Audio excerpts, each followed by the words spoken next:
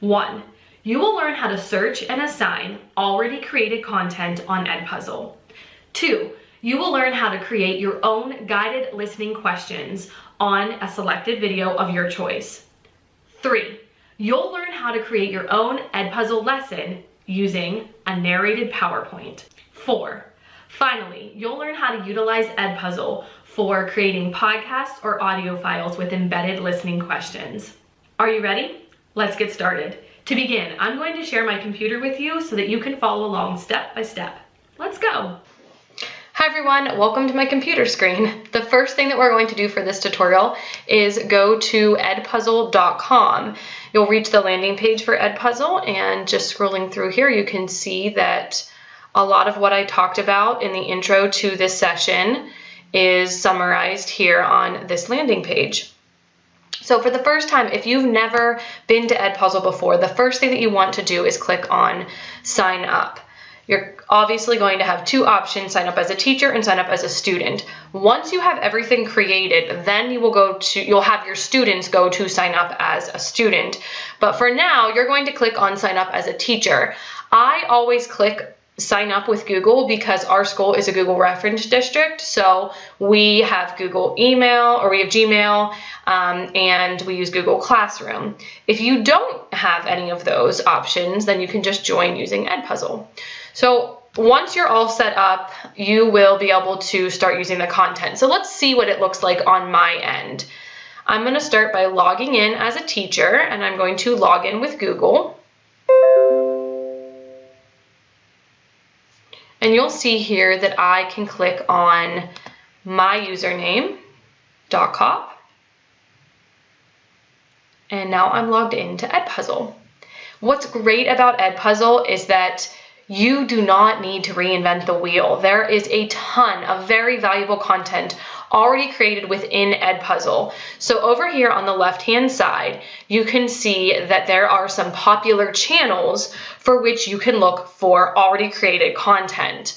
Obviously, EDpuzzle is a great place to go first. What this does is provides us with information already created by other EDpuzzle users. So I'm going to search one that I know my students will be using coming up soon. And we'll see if there's anything already created. So what's great about this is, as you can see here, this video has already been uploaded to EDpuzzle, and this option right here indicates that there are 10 questions that somebody else already created for me. So what I love about this is that I can go in and then I can view this to check and see whether or not this is something that would be appropriate for my students. So let's give it a try.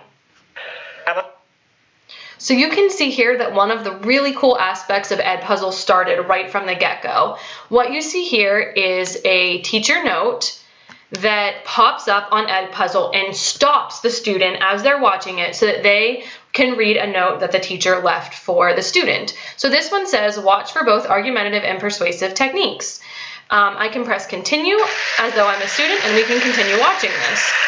Now, if I wanted to, for example, check and see what these other questions are, I can click on the questions and I can see here what is being asked of my students. So you can see here that this is an open-ended question, which looks great. And from here, I'm going to just click skip. When we create, I'm going to look ahead here and see what other types of questions are being asked. So here's a note here. You can see that the teacher left a note. I can click continue. So you can see here that this is what it looks like on the student's end. The only difference is that on the student's end, they aren't able to preview the questions and they aren't able to fast forward like we are because we're in the teacher mode. So I'm going to click here the option on the bottom which says copy and edit. So if I find something that I like, but it's not just perfect for my class, I might be able to just edit this slightly. So you can see here that now I'm in this screen that's going to give me an option to crop the video if I want to make it a bit shorter, to provide a voiceover if I would like to include something from my class to explain it. I can include audio notes, And lastly, my favorite option here is to include quizzes. So once I click on that option, you can see that these quiz questions indicate where the questions will show up as the students are watching. So when I click on one, you can see here that the information that somebody else created pops up. And if I'd like, I can edit this and I can change it if I'd like. I could maybe make some corrections, or I could add other information. There you have it.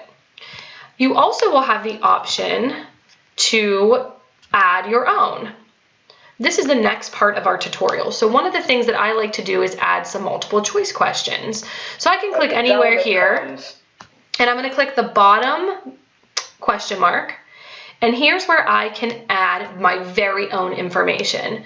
So here's a question mark. If I wanted to add an open-ended question, I could do so here. If I wanted to ask a multiple choice question, I could do so here. And you'll see here that we also can indicate correct answers, which is really a nice way to ask students questions and receive automatic feedback, because EDpuzzle automatically grades that part for you. And then lastly, you can include notes. So these are the first two foundational pieces to EDpuzzle. Let's finish this up. And you can see here that because I've added one of my college classes here, if I wanted to, I could click on this and I could assign it to that class.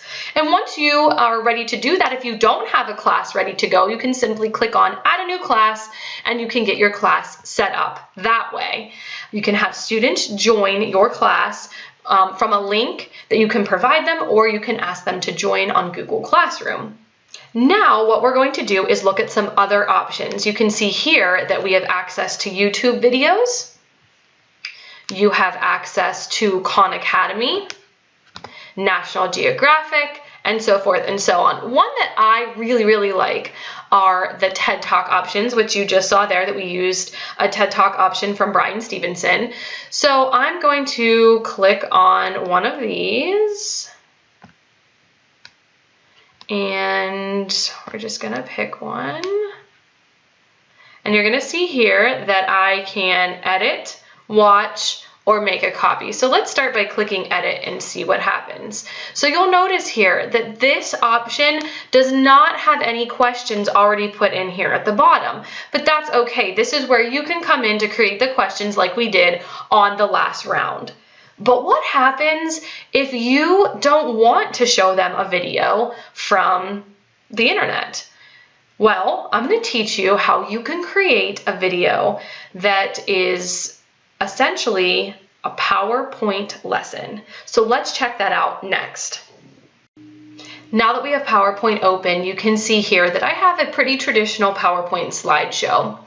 And just by scrolling through, you can see that I tried to use more visuals than content-heavy slides. So on most of these, I have an image of some sort and I have a question. I created this specific lesson to be a flipped lesson for The Wife of Bath's Tale, in which essentially students would be understanding the story outside of class with my instruction. These are basically comprehension questions and entry-level analysis questions so that they can come to class with a complete understanding of this particular story. And then once they have that information, we can do a deeper dive in class and do it essentially a much more in-depth activity. So you can see here that most of these have questions and images because these are going to be the visual. Now, you might have noticed that at the bottom here, I have a lot of typing. Now, this is not something that the students will see. In fact, what this is actually a script for me as I'm narrating to remember what I need to say. And I strongly suggest that you create a script for this, because as much time as it takes to create a script, you're going to save 10 times over when it comes to recording. It's so much easier to read off of this versus trying to talk off the top of your head, especially when you're trying to deliver this type of instruction. So you can see here, I even have some indicators for when I'm going to press enter. If I click on these, you can see that there are some different types of animations. So if I click on that, you can see that I've basically created this so that there are interesting cues for the students. Now, when it comes time to record, I promise this part is extremely easy. I'm going to click on slideshow and then record slideshow. From here, this is going to take us to a different screen. And you'll see here then that I can view my notes at the top. And this is where I'll be able to read directly from this. And you can see that I can record. So as I go, I can simply record one slide at a time, or I can actually toggle between slides. And you can see here that this is actually recording me as I'm speaking now. And you can see that I would have the information there as it comes up and as I'm talking. And if I'm ready to go on to the next slide, I can either stop here, regroup, or I can actually toggle to the next slide and I can start on the next slide. Once you have all of your slides recorded, you can escape this window and go back to your slideshow. Now, in order to save this as a video format that is going to be able to be uploaded to EDpuzzle, what you do is go to File, Export, and from here, you are going to export it as a video. So when I click on Export, you can see here that I have a bunch of options. I'm going to click Create a Video. And here you can adjust the size, whatever you need to do. HD is usually fine for this. And you'll be able to click on that and you'll be able to create your video.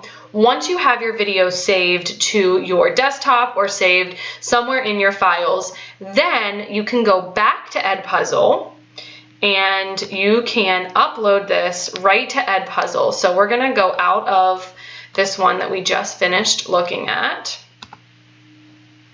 And we're going to go where it says, we're under content now, and we clicked on my content. So from here, you're going to click add content, and I'm going to click upload a video. Now, for the nature of how long it takes to upload and for the nature of how long this video is, I would like to show you an example of some that I've created. So here's an example of one from Antigone. This is a very similar lesson, a very similar idea to what you just saw me create. So I'm going to start by clicking, after I upload it, I'm going to click on Edit, and then I'm going to edit it exactly like you saw the other videos that I did. So let me give you a little preview of what this looks like. Welcome to week 4. For week 4, we will be reading the classic Greek drama Antigone. This video will be divided into 2 parts.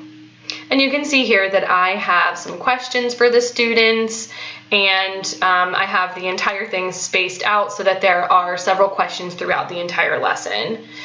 So that's what that looks like. Now there's one other option that I am excited to show you that I just recently learned about. So as you see here, we've been dealing mainly with videos, but what happens if you have something that's an audio, like a podcast? Podcasts are extremely valuable to students, but like we said before, they often take long to listen to, especially if you're doing this in class. And on top of that, what should students do while they're just sitting there listening? So it can solve that problem for you as well. So next I'm going to show you how we can use EDpuzzle to provide guided listening for students as they listen to podcasts.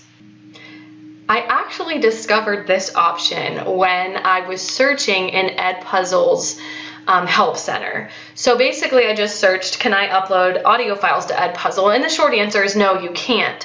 But there is something easy that you can do. In fact, what you see here are 2 options, Zamzar and MP3 Toolbox, that provide you with an option for converting an MP3 to an MP4. So you can see here that I'm going to go to NPR, and this was the one that I recently created for my high school students. So here you see that there is a podcast that I like my students to listen to. It's 11 minutes and 30 seconds long. So I'm going to start by clicking download, and what happens is that this is going to download the podcast right to my downloads folder on my computer. Now that I have this downloaded, I'm going to go to one of the options that they provided us. I'm going to go to zamzar.com. This is the one that I tend to use. It's the first one in the EDpuzzle option list. And I'm going to start by adding my file. So you can see here, just like I said, it's going to be in my downloads folder. I happened to download this yesterday, so you can see here. There it is. So I'm going to add my file. I'm going to choose my format. You want this to be an MP4. That's the format that it needs to be for EDpuzzle.